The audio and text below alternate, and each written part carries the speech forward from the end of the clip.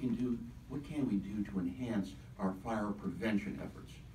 Well, I think that what Ray's talking about speaks to a philosophical change that was made decades ago around how we deal with fire. And I think that that idea of getting into the wildland, or the suppression, the way we're suppressing, is going to be looked at. But I don't think it's the only solution. And I think that this challenge we face is really across the board. It's not just about fire agencies and government doing the right thing and preventing fire or putting out fires. It's also gets way down to the property owner level, and that's what we saw up in those Sonoma County fires. Is embers were flying 2 miles. They were flying from open space, public open space, into urban areas. So I do think still a heavy focus on property owner preventative measures, hardening homes, defensible space is really going to be key. And then we have to really up our game also on how we are managing, doing the veg management in our open space and public lands. And that's everything from everyone from the open space district to MMWD to private property owners on the WUI. But it has to be a coordinated effort across the board, and it has to be from the highest levels of government down to the private property owners, working on prevention and doing it in a coordinated fashion. Well, let's remember we did that. Any way to extend that concept so people have some way to go, to have some way to finance? You know, it's so relatively cheap. I know it's thousands of dollars. When your house burns down, it looks like peanuts. You know, what can we do now to facilitate folks with laterals, sewage laterals? There's been programs to facilitate the creation of sewage laterals. That's great. This seems to be, if anything, at least as equally high a need. Yeah, I think that's a great idea, and I think the sewer laterals is a good model. I think, frankly, the Fire Safe Chipper Days is another kind of a model where Fire Safe has some grant money that it will extend to a community as a matching grant for a chipper program that's not property specific.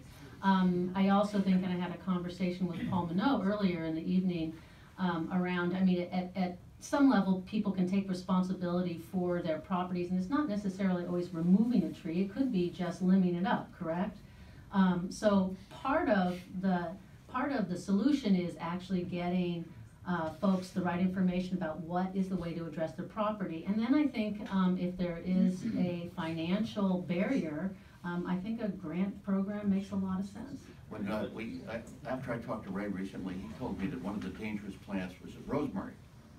He said rosemary is a very flammable plant.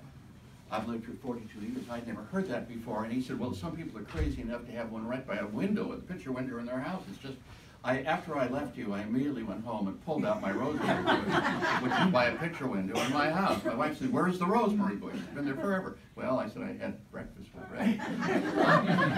But everybody can't have breakfast with Ray. No. So Todd, how do we get that message out Yeah. to the folks? I mean, you know, I follow all this stuff for years. Really? I'm a terrible with a brush. Yeah, communicating this message to the public is you know, our primary goal with Fire Safe Marin.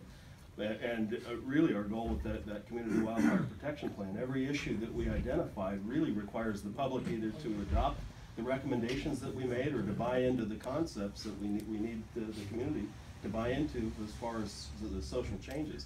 I think it's really important, you brought up the trees a minute ago and the cost of removing a tree. Ray is the one who taught me early on that you almost never need to remove a mature tree in order to reduce the risk of fire on your property.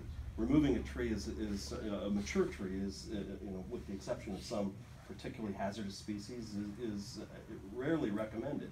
You're far better off if you're looking at removing a tree or investing that same money into hardening your structure, for example. If you have $2,500 to remove a tree or to harden your structure, I would recommend that you harden the structure by doing some simple upgrades.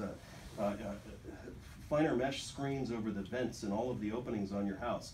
Having a painter come and caulk all of the cracks and gaps that embers can find their way into on the exterior of your house. Looking at screens or covers over your rain gutters. Cleaning your rain gutters can make a far bigger impact than removing a single specimen of a mature tree. Why?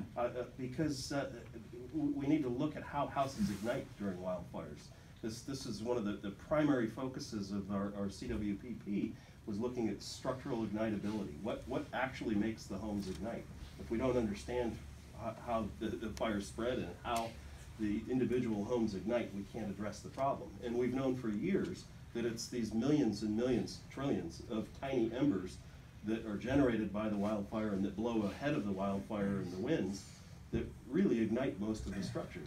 That's what ignites most of the vegetation. In Fountain Grove, those properties that didn't have good vegetation in the center of the community, the homes that weren't at the edge where they were impacted by the wildfire itself, those homes ignited because tiny embers found places to ignite either the home itself or the vegetation that was right up against the home, ornamental vegetation a lot of times.